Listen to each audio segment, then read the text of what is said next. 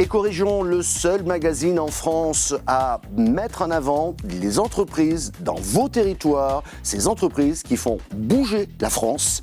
Tout de suite le sommaire.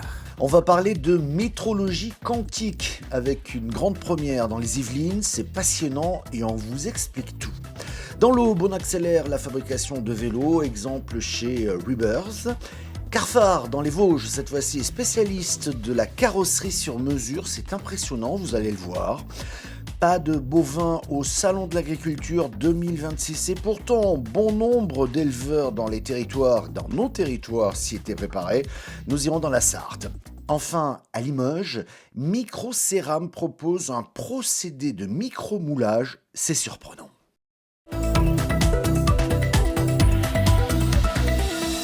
Le laboratoire national de métrologie et d'essais à Trappes a inauguré Metrix France, la première plateforme française dédiée à la métrologie quantique. Alors, deux mots sont à préciser. Métrologie, c'est l'ensemble des techniques permettant d'effectuer des mesures, de les interpréter et de garantir leur exactitude. Quantique, c'est une vision qui décrit le comportement des objets physiques au niveau nanoscopique, c'est-à-dire tout petit. Et c'est beaucoup plus précis dans ce reportage de TV78. À Trappes, ce petit laboratoire joue désormais un rôle stratégique dans l'avenir des technologies quantiques françaises. Son nom Metrix France. Située au laboratoire national de métrologie et d'essais, cette plateforme a été conçue pour assurer la fiabilité de ces technologies. Donc ce sont des technologies qui résultent de l'exploitation de la science qui va gouverner le comportement de la lumière et de la matière jusqu'à l'échelle de l'infiniment petit. Il y a une première génération de ces technologies quantiques qui a mené à des innovations qu'on connaît bien, comme le laser, comme les transistors qu'on trouve dans nos ordinateurs. Et aujourd'hui, on assiste à l'émergence d'une deuxième génération de ces technologies. Ici, on va donc mesurer ces technologies. On va les caractériser, évaluer leur performance. C'est important de savoir comment elles fonctionnent et comment on va pouvoir les mettre en œuvre le mieux possible dans des systèmes un peu complexes. L'objectif, accompagner les innovations technologiques, leur industrialisation et soutenir la compétitivité des acteurs économiques. Pour mener cette mission, 5 chercheurs travaillent dans ce laboratoire unique en France, puisque c'est la première fois qu'une telle plateforme voit le jour. Ce laboratoire fait partie du plan national quantique qui est voulu par le président de la République, qui a souhaité que la France soit un acteur majeur des technologies quantiques. Et pour ce faire, il y a un volet métrologie important, en accompagnement à l'innovation, en accompagnement aux industries françaises. Donc on est une métrologie quantique au service de l'industrie française pour permettre le déploiement, pour permettre l'industrialisation de ces technologies. 2 autres antennes du réseau national de la métrologie française travailleront sur le projet, le LNE Observatoire de Paris et le LNE CNAM situé à Saint-Denis. Coût total du projet, 4 millions d'euros financés par France 2030. Allez, nous partons dans l'Aube, à Romilly-sur-Seine précisément, où le groupe Rebirth entend accentuer son développement dans la production de vélos sous la licence notamment de Peugeot. Un reportage de Canal 32. Un an après la reprise de Cycle Europe, rebaptisé Recycle, le groupe Rebirth poursuit sa croissance. Il s'appuie sur ses compétences internes, le renouvellement de la licence Peugeot et l'acquisition de Cowboy, sa 8e marque, distribuée principalement en Belgique et aux Pays-Bas, pour un volume annuel d'environ 20 000 vélos. Alors, on a d'abord été fabricant pour la marque Cowboy et on est en passe d'intégrer Cowboy dans le groupe, de donner à Recycle une dimension internationale avec ses premiers projets export. On a pu confirmer le renouvellement du marché avec le groupe La Poste pour les 5 prochaines années. Donc on a de la perspective. On a également gagné 2 nouveaux marchés, 2 véhicules cargo pour La Poste, un compact et un version XL. Dès la reprise du site, Rebirth a investi dans une nouvelle ligne d'assemblage de roues et de montage. Le dirigeant vise un doublement de la production en 2026 avec 40 à 50 000 vélos par an. Pour soutenir cette trajectoire, un déménagement est prévu fin 2027 dans la zone Aéromia. Le futur site de 25 000 m² doit porter les capacités de production annuelles à 100 000 vélos. Le groupe prévoit aussi de fabriquer ses propres pièces avec des alternatives à l'aluminium. De pouvoir à terme fabriquer ses propres cadres. On envisage de le faire en thermoplastie. Les cadres sont la première étape, les garde-boue sont la deuxième, les cintres sont la troisième, le porte-bagages. Les effectifs sont déjà passés de 104 à 170 salariés. Ils devraient atteindre 250 sur le nouveau site. Rebirth anticipe ses besoins en compétences et envisage la création d'un centre de formation au second semestre 2026. Le premier constat qu'on a fait en arrivant sur le site de Romilly, c'était qu'on avait une pyramide des âges qui était inversée. Donc on recrute avant le départ, 1 an, voire 2 ans avant le départ. De ce passage de témoins, on envisage avoir un centre de formation vélo pour aussi l'industrie du vélo au sens large en France. Le groupe veut également renouveler la présentation de ses marques auprès de la centaine de magasins affiliés, Vélo et Oxygène. L'an prochain, Solex fêtera ses 80 ans, des séries limitées et un nouveau modèle sont annoncés. Dans une nouvelle catégorie de véhicules, qui est le Solex 3008, que beaucoup de familles ont connu, plus de 6 millions d'unités vendues, qui est le principe du cyclomoteur. Alors, on a également nos cousins mobylettes qui se relancent par rapport à ça.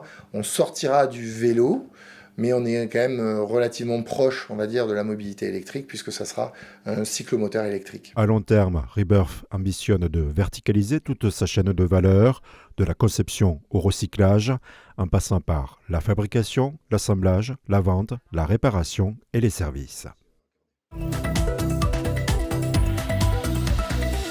On part dans les Vosges, à Neufchâteau précisément, où l'entreprise Carphar propose des carrosseries sur mesure. Oui, sur mesure. Précision dans ce reportage de Vosges TV. Elle porte le nom de sa région et vous l'avez certainement déjà vu sur les routes. La benne pour utilitaire Lorena est un des produits les plus vendus de Carphar, une entreprise familiale installée à Neufchâteau, visitée vendredi dernier par des membres du réseau des ambassadeurs des Vosges. Carphar aménage et transforme voitures, camionnettes et poids lourds. La France compte 500 carrossiers, mais seulement une cinquantaine, dont Carphar, sont agréés par les constructeurs. Chez certains constructeurs, on travaille sur toute la France et sur d'autres, on travaille essentiellement dans le Grand Est, que ce soit en véhicule industriel ou en véhicule utilitaire. Aujourd'hui, on a envie d'aller un petit peu visiter toute la France.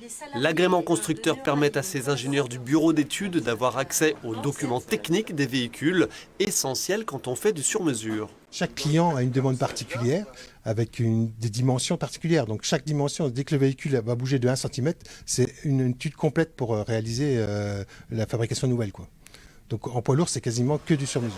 Carphar s'est fait connaître il y a une vingtaine d'années en étant le premier carrossier français à assembler ses tôles galvanisées avec des rivets, un procédé depuis repris par de nombreux autres.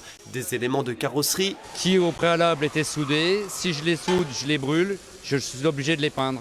Alors qu'aujourd'hui par le rivelonnage, j'ai un assemblage qui est pérenne, qui ne nécessite pas peinture après, donc moins de pollution.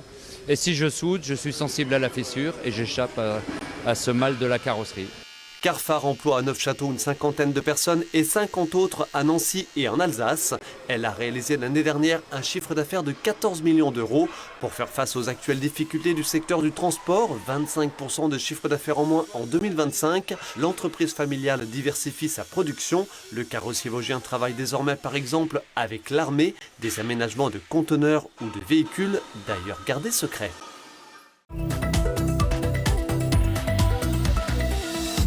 Pas de bovins cette année au Salon de l'Agriculture 2026 et pourtant bon nombre d'éleveurs dans nos territoires s'y étaient préparés. Une décision sage pour beaucoup d'entre eux.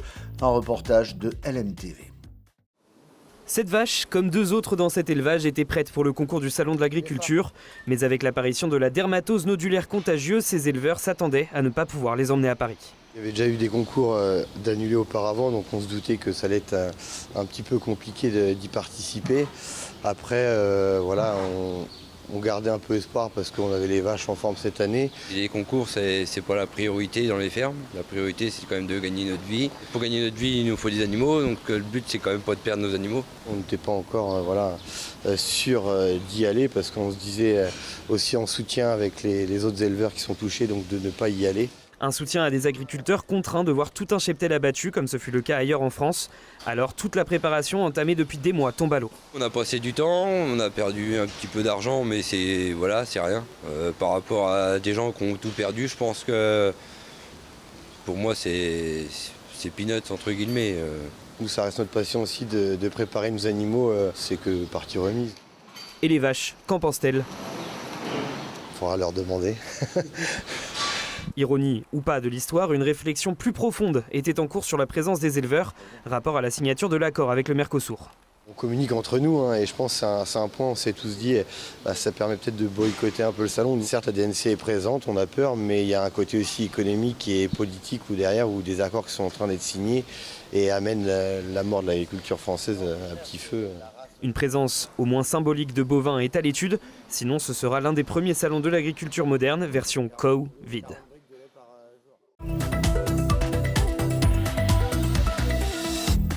Allez, direction Limoges, où Microcéram propose un nouveau procédé de micromoulage permettant la microfabrication de pièces céramiques ou de multimatériaux avec un haut degré de précision. C'est petit mais costaud, nous dit ce reportage de 7 à Limoges.